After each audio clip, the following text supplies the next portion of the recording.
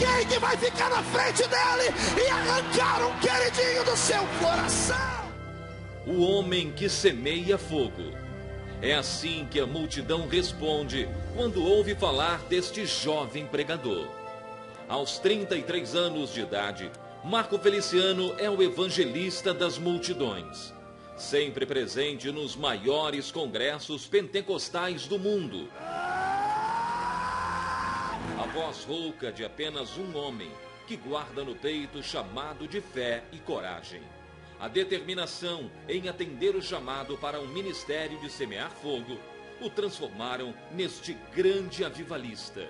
Uma história que começa antes do chamado de fogo, ainda muito antes das pregações, bem antes de uma igreja pentecostal. Uma história para Dona Lúcia, a mãe de Marco Feliciano, começar a contar.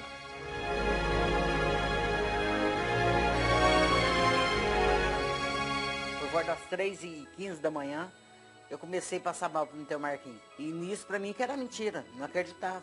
Mas eu morrendo de medo do meu pai, porque ele tinha acabado de fazer tempo que eu não via ele, né? Que tava para Ribeirão, se tratando, e ele procurou justo a minha casa. Mas eu achei que aquilo lá, no mesmo instante, era verdade, era mentira, não acreditava naquilo ali, filho. Não acreditava que aquilo lá era uma coisa, ia ser verdadeira, tudo muito bobo demais.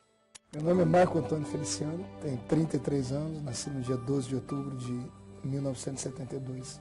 Eu sei que eu nasci numa cidadezinha do interior, lá em Orlândia, e o meu povo tá aí pro meio espalhado. É uma cidadezinha pequenininha. Mas eu fui crescendo na Vila Tatu da minha cidade. E meu pai não sabia de nada que tinha acontecido. Meu avô era um homem bravo, bebia muito. Pra mim que era mentira, não acreditava que era verdade. Justo, que nem eu tô te falando, no do meu pai chegar.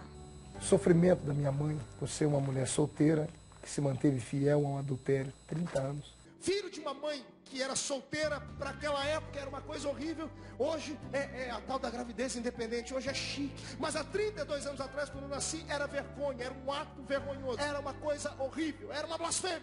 De frente à casa dele, ele me beijando eu, e eu empurrando sozinho, pelo amor de Deus. Empurrando pra lá e a mulher velha. Meu pai morava quase de frente.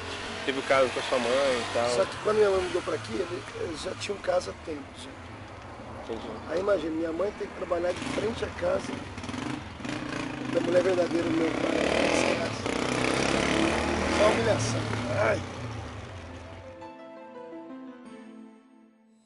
Mas o que era? Ele, de fogo, gostava, né? De fazer graça, né? Fazendo graça. Cresceu ouvindo as pessoas te chamarem de filho de mãe solteira. Pode ser, os outros discriminou eu por uma causa, por ele ser casado, entende? Mas toda a vida, filho, eu trabalhei. Aí eu tava 17 para 18 anos.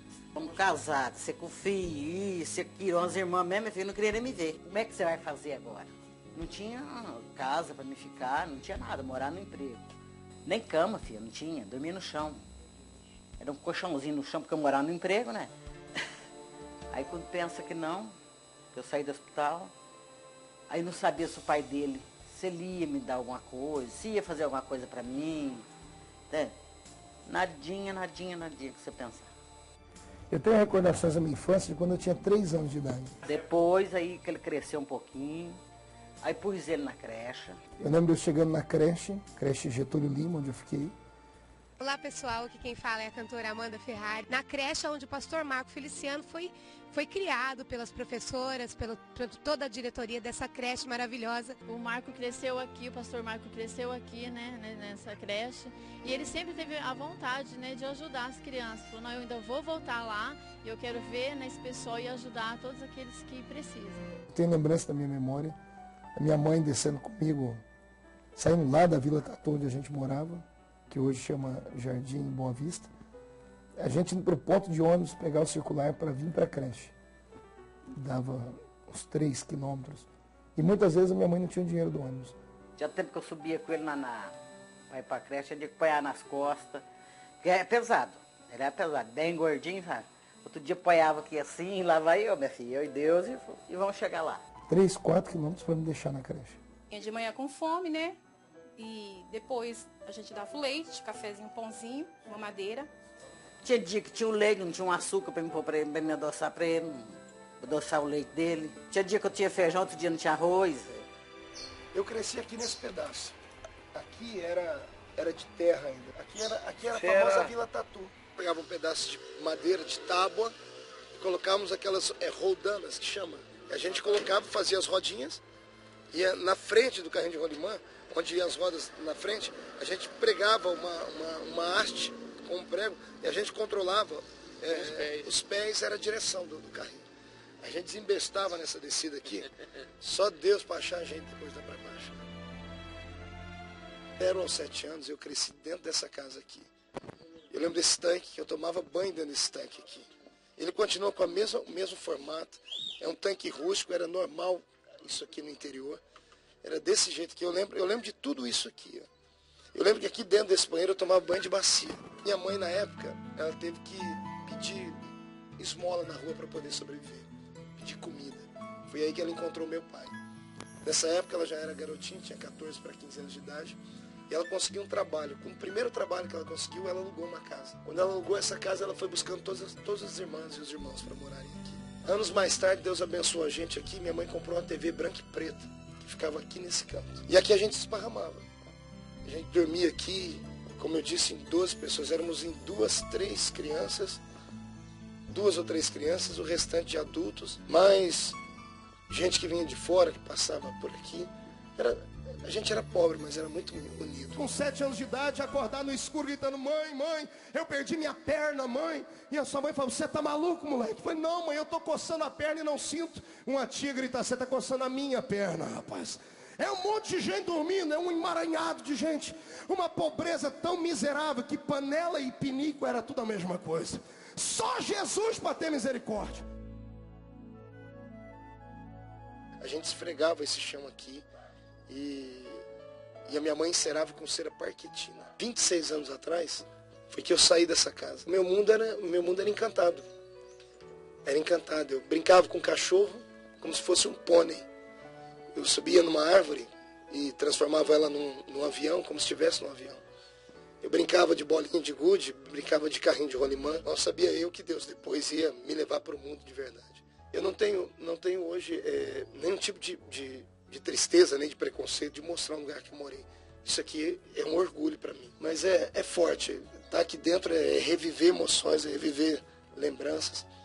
É lembrar do meu avô que ainda era vivo, que foi a figura paterna que teve do meu lado. É lembrar da minha mãe, com seus cabelos pretos ainda, chegando do trabalho, cansada. Cresci num lar onde meu avô bebia muito. Minha família fumava muito. Minha mãe chegava a fumar 3 maços de cigarro por dia nessa época. Então imagine 12 pessoas aqui dentro, fumando e bebendo. Foi essa infância que eu tive. Tinha amor aqui dentro. Respeito. Eu lembro da minha mãe de manhãzinha, debaixo de chuva, me acordando aqui nessa cama. Eu acho que eu dormia com ela aqui. Era eu, ela e mais 1 ou 2 tias. Ela me acordava. Quando ela me acordava, eu acordava, ela já estava me trocando. Eu lembro da minha mãe pegar um ovo, cozinhar o ovo, com a gema bem molinha, e pegar uma colherzinha, ou colher, ou o cabo de uma colher normal, e me dar o ovo aqui para comer. Aí a gente descia essa ladeira aqui e ia para a creche, que é longe daqui, dá mais de 2 quilômetros aqui quase. E ela levava a pé, minha mãe me levava no colo, que às vezes não tinha dinheiro para pegar um circular aqui. O ser humano não tem que ter vergonha de nada na vida, a não ser que ele tenha feito alguma coisa bárbara. Mas ter vergonha de ser pobre, o ser humano nasce pobre. Ele nasce careca, banguelo e pelado. Então, às vezes, as pessoas têm dificuldade de mostrar o passado porque ela é confrontada com ela mesma. Eu, pelo contrário, isso aqui está me fazendo mais homem, mas eu dou mais valor agora a tudo que eu tenho por causa disso aqui. Eu quero que as minhas filhas vejam isso, que elas jamais tenham vergonha do passado. Não se esconda do seu passado, não empurre ele com a barriga, não jogue ele debaixo do tapete. Pegue ele pelo colarinho e diz: você existiu, mas agora vai ficar aí. Não vou jogar você dentro da lata de lixo, porque todas as vezes que eu querer me exaltar, eu devo olhar para onde eu fui e ver que eu não sou nada sem aquele que estendeu a mão para mim e cuidou da minha alma. A gente não pede para nascer.